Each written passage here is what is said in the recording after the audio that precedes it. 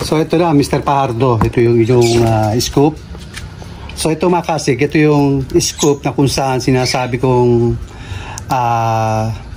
may depekto yung daon niya. Mahina yung birada niya, kumbaga mababa lang. So yung sinamasabi sa akin ng nagko-comment, ang may difference daw yung aking barrel. Tulad na sinasabi ko, pag nagsauli tayo nito, mag-repan tayo, halimbawa, sa una-uli natin dahil may depekto, yan po hindi basta-basta pinapalitan sa or sa Lazada or sa shop kung saan yung bili. Yan po yung sinesero din nila at tinetesting nila kung talagang may diferensya. Pag may diferensya, papalitan. At kung wala namang diferensya, ito po ay ibabalik, no? Kung saan, halimbawa sa akin, ibabalik po sa akin ito kasi walang sira. Ibig sabihin, walang depekto. Kaya po nila pinalitan, ibig sabihin, may depekto, yung kailang scoop. Kasi hindi po sila basta-basta nagre-refund ng yung tinetesting din po nila yan. At pag may depekto, tulad siya sabi ko, pinapalitan po nila. Katulad ito, ang nagsauli po niya si Mr. Pajardo. Dahil yan po siya po ang umorder nito. Ako lang po nagsabi sa kanya may depekto. Yan pinalitan po, bago na po ito. Kaya may po tayo basta yung magko-comment agad tayo, no? Kasi bago ko tinetesting ko sa toy gan ni Mr. Pajardo, tinetesting ko rin kapag alam ba may depekto. Tinetesting ko rin sa aking PCP or CO2. Ano po yan, oh? Ang laki. Mabigat, ah. Mukhang mas mahal to. Mukhang mas mahal itong nabili ni Sir Pajardo. Ano po, yan, bago pilte po. Kita nyo, pinaltan. No, ibig sabihin, may depekto po yung scoop na pinasauli ko sa kanya. Kung saan niya in-order na, kung saan, kung online, kung sa Lazada ba o sa Shopee. So hindi tayo nakakapag-live kasi pag nag-live po tayo, nag-automatic po, no? Nag-warning. Naglalagay po siya ng against community standard. Ano po? Pinost ko yun po para makita nyo. Tapos automatic po yun, binubura na nila. Ayun. Dahil tayo magagawa, yun ang issue ng Meta, siyempre. At saka siyempre, mas pinapakinggan yung mga kasi may nagre-report po niya, wala pong hindi po pwede, hindi po walang report. No, sa live po talagang hindi na ako mapag-live kasi pag nag-live tayo, against community standard po ang umano sa ating screen sa ating cellphone. Kaya negative po tayo. Ang ganda po ng scoop ni Sir Pajardo. So, hindi muna natin ikakabit muna natin.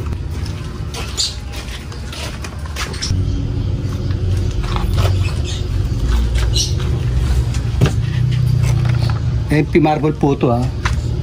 Ang ganda. Ay. Parang din, tigel. Yung linaw, ang ganda ng niya. Sobrang linaw. Sarap po talaga. Yan, higpitan natin.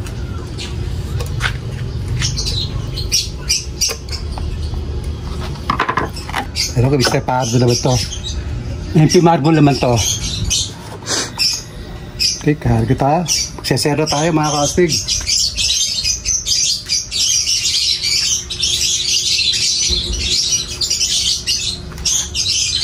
Bala tayo. MP marble.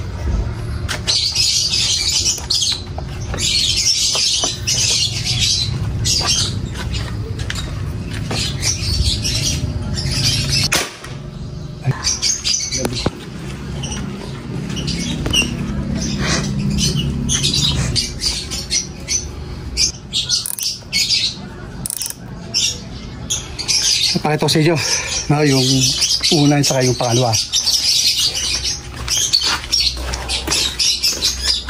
No, ito po yung una, tapos ito yung pangalawa. No, sa mga tweet, hindi po natin na zero. Ganyan po talaga, minsan 4 na bala o 5 ang bala bago natin na zero. Kailangan itong pangatlo, dito po tatama mismo rin.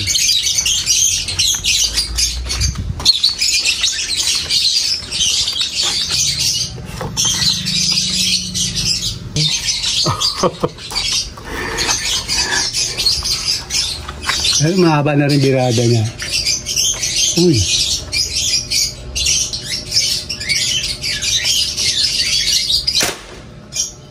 Ayun. Kadikit na rin.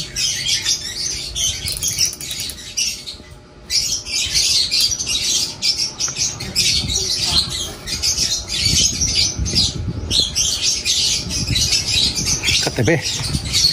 Masig, tigatin.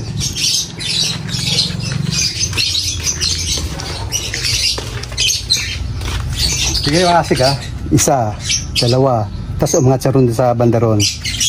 No, dapat dito tama eh. Kailan tumabi lang siya. No? Ayun na siya. Dapat yung pangapat natin, diyan na talaga tatama dapat. Okay, isa pa.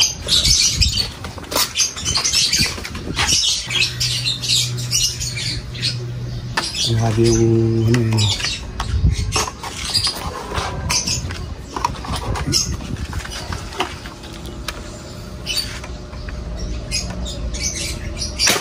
Ayun.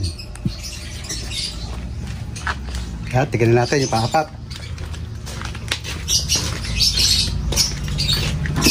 Okay. Asik. Ito yun. No? Tapos, ito yung pangalawa. Ito yung pangatlo. Tapos, yung pangapat, sinir natin, bullseye na siya. Dito na siya tumama. Ayan o. Ito naman, yan yung kanina kay Mr. Chavez yan. Bulita siya, malita tama niya. Ayun. Okay. Pagtetesting mo tayo ng tawag dito, ano, tawag dito? Glue. Super glue. Yeah, makakasig ha. Lagay mo na tayo ng super glue ron.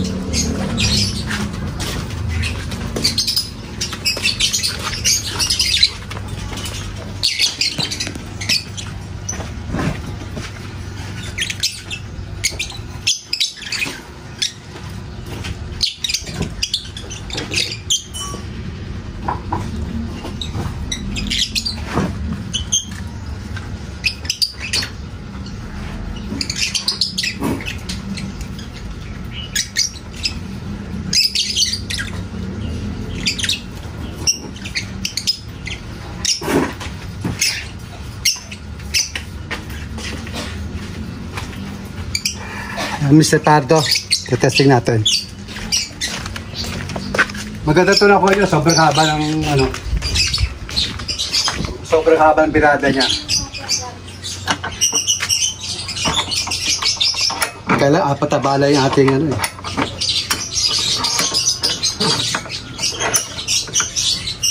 Apat yung ating ubos na bala. Pero okay lang yun. Normal naman yun. Kasi medyo iba yung ano nito eh.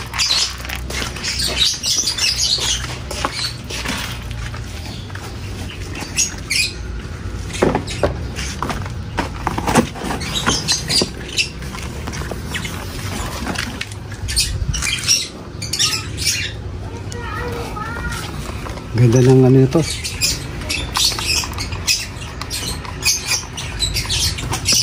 Ang ganda ng patang scoop. Sobrang linaw.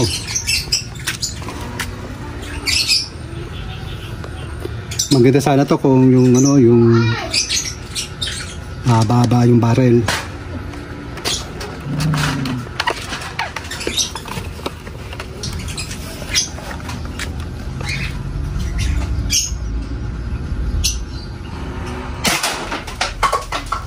Sobrang lakas eh.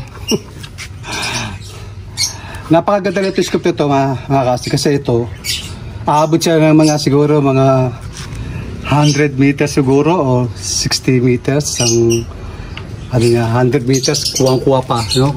Yung yung linaw niya. Nasa tingin ko lang kasi testing muna lang. Tingnan ko lang. Kaya doon tingin. Sobrang linaw. Kahit napakalayo na, ang linaw pa rin. Samantalang sinero ko lang siya sa layo ng 10 meters lang. Malakas din ang pagsero tayo rito ng mga ano. Lagay muna tayo. Mr. Pardo. Ayan. Lagay muna tayo ng butane para sigurado. Uy. Ganito po yan mga kastiga. Mr. Pardo, ganito. Karga lang tayo ng ganyan. Konti lang ilagay ko kasi tetesting lang natin. Ayan. Okay na yan. Tapos lagay natin dito. No? Tapos lalagay natin sa loob. Yan. Hindi pa lang siya nakalagay yung stopper natin dito. Kasi nga tinetest pair natin eh. Okay. Pero napaka ganda. Alam masabi sa scoop, napakalinaw sobra. Ang laki talaga ng kaiba nung mamahali kaysa yung mumuray na ano. Okay. Pangalawa. Sobrang lakas ba? Kasi tama eh. Parang ano yun. Parang di ka nasasablay ba? Pag sumilip ka sa scoop na to. Dahil napakalinaw.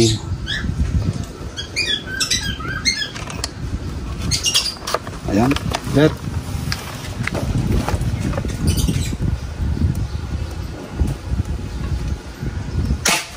Oh.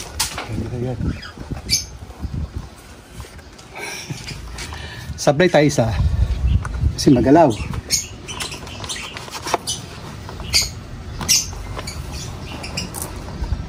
Oh, sir. Pero di natin baburay po yun, yung sablay, no? Hindi naman dapat natin binuburay mga sablay. Normal yun, sumasablay tayo.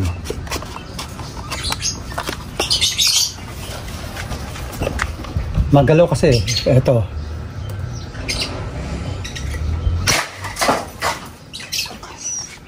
Sa sobrang lakas to, mga kastig, halos pag tinama ka ng backfire niya, talaga magsusugat sa katawan mo. Wala, kumbaga ngayon ako nakag-zero ng gantong scoop na talagang medyo nahirapan ako kasi gawa nung medyo ano eh, yung mga ano niya, yung adjuster niya medyo magaganit pa na hindi ka pares yung mga ano yung mga tawag dito, yung BSA malambot lang yung adjuster niya. Sumablay po tayo ng isa, hindi ko po buburayin yan, ano po, masama yung ganun eh.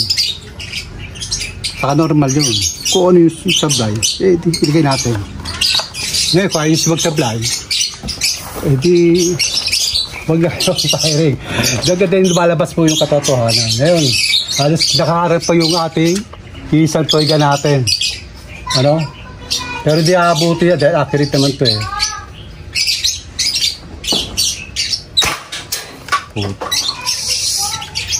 Tarik yung bala.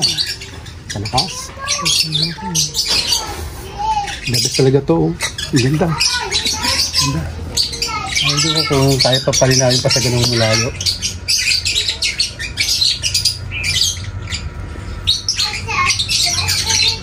Ano ba?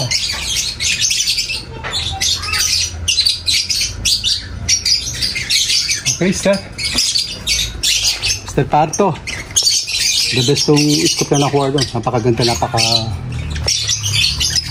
laki. Hindi lang natin lagay yung magasin niya. Ano? Ganda. Ganda na scoop.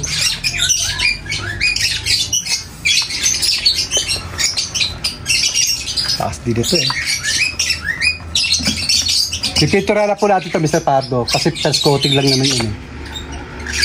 Siyempre anin pa po natin yan, pipinturan pa po natin ang second coating, tapos papadala ko na po yan. Yan po yan, no? Bali na po yung ating na-zero, no? Ito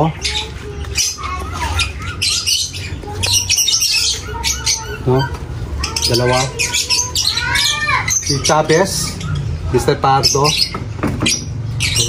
So yung iba pa mga kastig, no? Hindi ko pa agad na ano kasi kumbaga gusto ko isabi-sabi na eh. Kasi ito matagal to. Nakapending na matagal ito. 4 na buwan na ata to. Kaya obligado tayo mauna na to. Kasi iba, madali naman yan kasi yung mga scoop nyo, nandito naman lahat sa akin, 6 pa yun nasa loob. Tapos, ito yung bali may kabitatin. Hindi na try adik na nasa loob. Basta isusud ko po yun sa inyo. Ano po? Katulad po ito, siyempre, matagal din po mag-zero. Kaya medyo matatagalan po tayo sa, isang oras din po yung pagka-zero eh. Mga 2 oras kasama na yung firing, siyempre. Pati pagtetesting sa mga bagay na maliit nga kung saan para malaman natin kung naka-zero na. Mga kastig. Okay, maraming po salamat sa inyo lahat. At magsiser pa sana ako, kailan sobrang inita po eh. Medyo alanganin na sa kondisyon ng katawan natin. Itatabi ko na to, ipapasok ko na sa loob ng bahay. Saka to.